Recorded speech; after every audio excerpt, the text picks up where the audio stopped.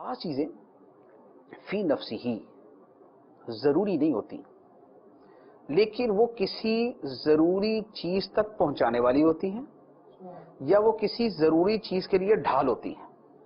ٹھیک، وہ ضروری چیز کے لیے ڈھال ہوتی ہیں. اب مجھے یہ بتایا، آپ نے دنیا میں آج تک تاریخ اٹھا لیں، آپ نے ایسا بندہ کو سنا یا دیکھا یا پڑھا کسی کے بارے میں کہ جو تراویح کی 20 رکعتیں تو پڑھتا ہو، عشاء نہ پڑھتا ہو؟ ایسا نہیں ہے نا. جی، ایسا نہیں. فجر کی سنتیں پڑھ کے گھر چلا جاتا ہو اور فرد نہ پڑھتا ہو. جی، ایسا نہیں. ظہر کی 4 سنتیں پورے خشوع و خضوع سے پڑھی، جی، بعد والی بھی 4 پڑھی، 2 بھی پڑھی، اس کے بعد 2 بھی پڑھی، اس کے بعد والی 2 پڑھی، درمیان والی 4 فردوں کے بارے میں اس نے کہا امام صاحب نے پڑھی لی ہیں.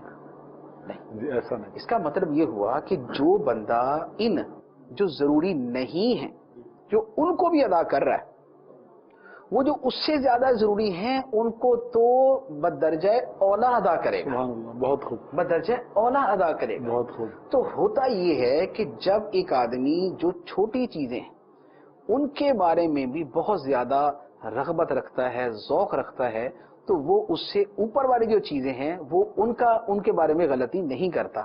آپ کو ایسا بندہ نہیں ملے گا کہ جو مشکوک چیز سے بچتا ہو اور قطعی حرام میں پڑتا ہو. ایسا نہیں ہے. اسی لیے تو فرمایا گیا کہ حرام کے ارد گرد جو ہے مشتبہ چیزیں پائی جاتی ہیں. جی، جو ان سے بھی بچے گا جی، وہ حرام سے بطریقے والا بچ جائے گا. سبحان اللہ. ایسے لیکن جو اس مشتبہ کے قریب جائے گا، ڈر ہے کہ وہ حرام میں پڑ جائے. اسی طرح عبادات کے اندر بھی ہوتا ہے. ایسا نہیں ہوتا کہ ایک آدمی تہجد تو پڑھے اور فجر نہ پڑھے. ایسا نہیں ہوتا کہ ایک آدمی رجب اور شعبان کے سارے روزے رکھے، رمضان کے چھوڑ دے. ایسا نہیں ہوتا کہ ایک آدمی بولے کہ مجھے نفلی حج کرنا، فرض نہیں کرنا.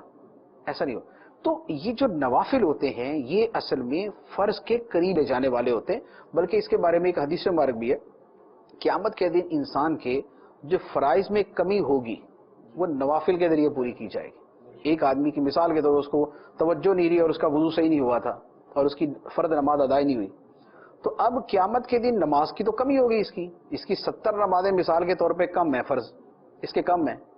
تو وہ جو اس نے عام نفل پڑھے، سنتیں پڑھی ہیں، اللہ تعالیٰ ان سنتوں اور نفلوں کو اس کے فرض کی تکمیل کے اندر ڈال دے گا کہ پہلے اس کا یہ کھاتا کلیئر ہو جائے فردوں والا، پھر اس کے بعد ان کے ثواب کی طرف جو ہے نا وہ چلا جائے گا.